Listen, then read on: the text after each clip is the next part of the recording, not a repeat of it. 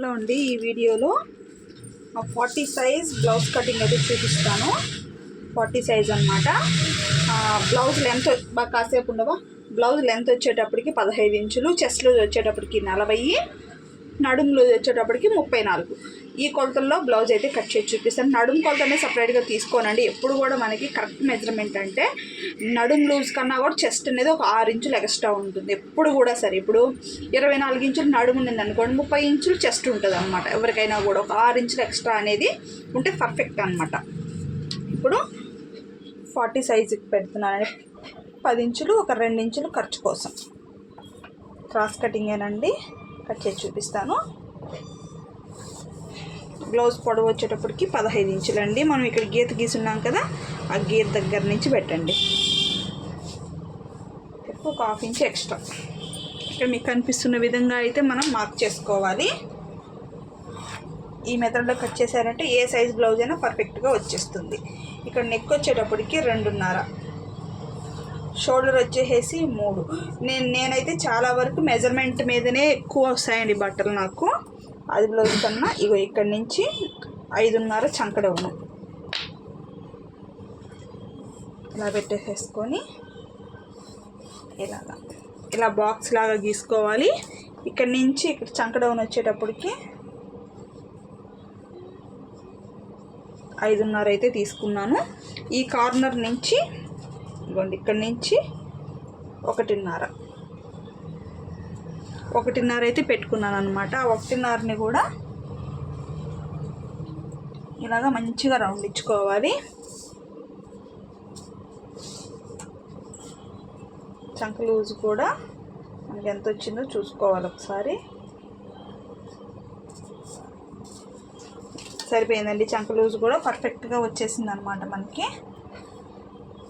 ఈ విధంగా అయిపోయిన తర్వాత బ్యాక్ నెక్ కింద నుంచి 6 ఇంచులు అయితే పెడుతున్నానండి. కరెక్ట్గా సరిపోతుంది అనమాట.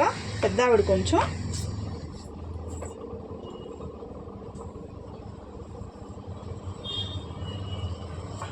ఈ విధంగా అయితే రౌండ్ నెక్ అయితే గీసేసుకున్నా. ఇది మనకి పర్ఫెక్ట్గా వచ్చేస్తుంది అనమాట.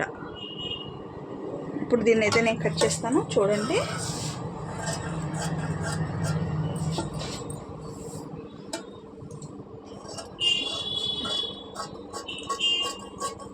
ఈ అవుట్ సైడ్ అయితే ముందైతే కట్ చేసేస్తున్నాను, నెక్ అయితే కట్ చేయట్లేదు. ఇప్పుడు మనం దీని మీద ఫ్రంట్ పార్ట్ మార్కింగ్స్ కూడా తీసేద్దాము.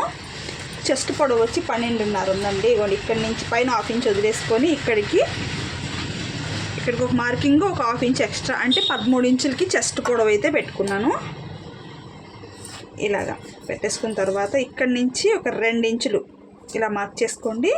ఇక్కడ డాట్ కోసం 3 ఇంచులకి ఒక డాట్, 2 ఇంచులకి ఒకటి. ఇవ్వండి, ఈ 4 కొలతలు మనకి మెయిన్ అన్నట్టు. ఓకేనా. ఫ్రంట్ నెక్ వచ్చేటప్పటికి 6.5, పైన నుంచి 6.5.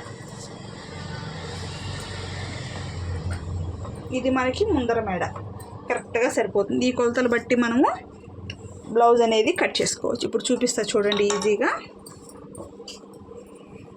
క్రాస్ కటింగ్ అడిగారండి వీళ్ళు కూడా. ఇలా పెట్టేసేసుకొని ఇదిగోండి, ఇక్కడి నుంచి ఇక్కడికి ఇలాగ క్రాస్గా పెట్టేసుకొని ఇక్కడ ఒక డాట్,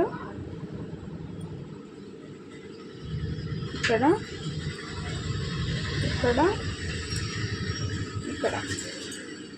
దీన్ని అయితే స్ట్రైట్గా ఇలా పెట్టేసుకొని దీన్ని కట్ చేస్తానండి. ఎందుకంటే ఫ్రంట్ కన్నా బ్యాక్ కొంచెం డౌన్గానే ఉంది కాబట్టి దీంతో పాటు తీసేస్తాను అనమాట ఫ్రంట్ నెక్. ఇప్పుడు చూపిస్తే చూడండి, ఈ విధంగా మనము ఫ్రంట్ నెక్ అనేది కట్ చేసుకోవాలి. ఇలా కట్ చేసుకున్న తర్వాత అవుట్ సైడ్ మొత్తం నీట్గా ఇలాగా తీసేసుకోవాలి.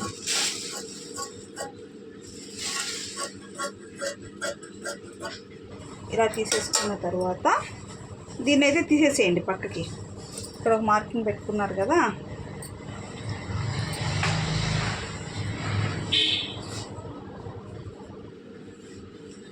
ఈ విధంగా దీంతో కలిపేసుకోవడమే. ఇంతే, ఫ్రంట్ పర్ఫెక్ట్గా వచ్చేస్తుంది.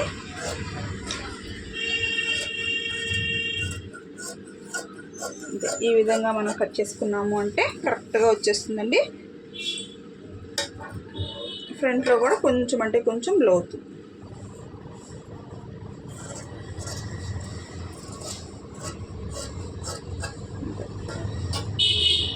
ఈ విధంగా ఇక్కడ ఒక డాట్ పెట్టుకోండి. ఇక్కడ ఒక కట్టు, ఈ 3 ఇంచుల దగ్గర ఒక కట్టు, 2 ఇంచుల దగ్గర ఒక కట్టు. ఈ విధంగా ఫ్రంట్ పార్ట్ అనేది మనం పర్ఫెక్ట్గా కట్ చేసుకోవచ్చు. కరెక్ట్గా కూడా సరిపోతుంది అన్నమాట. ఇక అయిపోయింది కదా. ఇప్పుడు బ్యాక్ పార్ట్ కూడా కట్ చేసేద్దాం. అంతే, ఈ విధంగా కట్ చేసామంటే బ్యాక్ పార్ట్ కూడా అయిపోతుంది. ఇప్పుడు షేప్ బెల్ట్ ఎలా కట్ చేసుకోవాలి అంటే, బ్యాక్ పార్ట్ మీద ఫ్రంట్ పార్ట్ ఈ విధంగా పెట్టేసుకోండి. ఈ విధంగా పెట్టేసుకొని ఇక్కడి నుంచి కొలుచుకోండి. 3.5, 2.5, 3, 3.5, 2.5, 3. ఈ కొలతలో షేప్ బెల్ట్ అనేది పర్ఫెక్ట్గా సరిపోతుంది. ఓకేనా? నచ్చినట్టయితే లైక్ చేయండి. ఏమైనా డౌట్స్ ఉంటే కామెంట్ చేయండి.